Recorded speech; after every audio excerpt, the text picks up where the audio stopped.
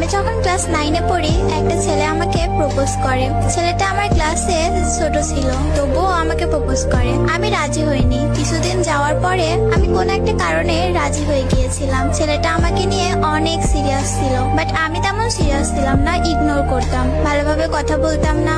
ছেলেটা অনেক কান্না করতো, আমার হাতে পায়েও ধরতো, রীতিমতো আমার জন্য পাগল ছিল। একদিন কথা না বললে সে পাগলের মতো হয়ে যেত। একদিন আমার বাসায় জেনে যায় আমি রিলেশন করি। অনেক বকা খাইছি, আমার ফোনটাও নিয়ে নেয় বাসা থেকে। তারপর সে তার ফোন আমাকে দিয়ে দেয়। সে তার বন্ধুর ফোন দিয়ে আমার সাথে কথা বলতো। আমি আবার ধরা পড়ে যাই, সে আবারও আমাকে আরেকটা ফোন দিয়ে দেয়। এভাবে অনেকগুলো ফোন আমাকে সে দিয়েছিল। সে অনেক পাগলামি করতো, আমাকে অনেক ভালোবাসতো, কিন্তু আমার ফ্যামিলি মানবে না। প্রথম প্রথম আম্মু মেনেও নিয়েছিল, কিন্তু আম্মু যখন জানতে পারে ছেলেটা সিগারেট খায়, তখন আমার আম্মু আর মেনে নেয় না। আমার বাসায় বিয়ের জন্য চাপ দেয়, অনেকগুলো বিয়ে ভেঙে দেয় আমি নিজেই। তখন আমার ফ্যামিলি আমাকে বলে, ঠিক আছে তোমাদের বিয়ে দেব, কিন্তু দুইজন কারোর সাথে কথা বলবা না, আগে বড় হও, তখন তোমাদের বিয়ে দিব।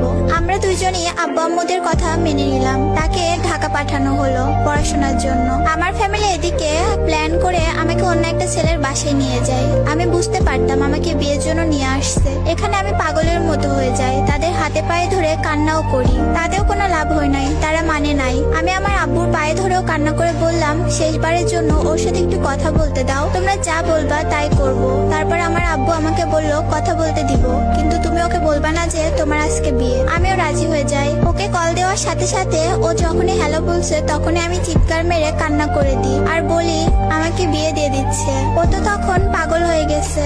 রাত বাজে 2টা, কোনো গাড়ি নাই, কেমনে আসবে? ওই পাগলের মতো খালি পায়ে দৌড়ায় দৌড়ায় বাস স্ট্যান্ডে গেছে, কোনো গাড়ি নাই, রাস্তার মধ্যে শুয়ে পড়ে কান্না করছে। আর এখানে আমার কাছ থেকে আমার ফোন নিয়ে নিছে।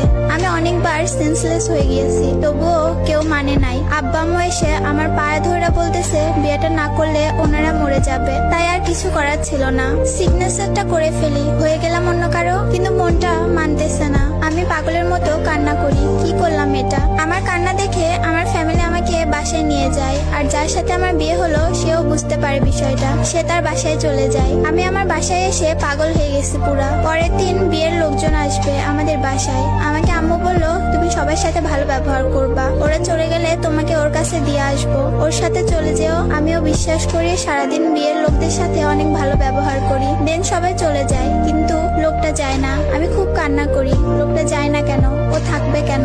লোকটা বলতে আমার হাজবেন্ড। আমি কান্না করতে করতে আম্মুকে গিয়ে বলি, আম্মু তোমরা তো আমাকে বলেছিলে সবাই চলে গেলে তুমি আমাকে যেতে দিবে, তাহলে ওই লোকটা যায় না কেন?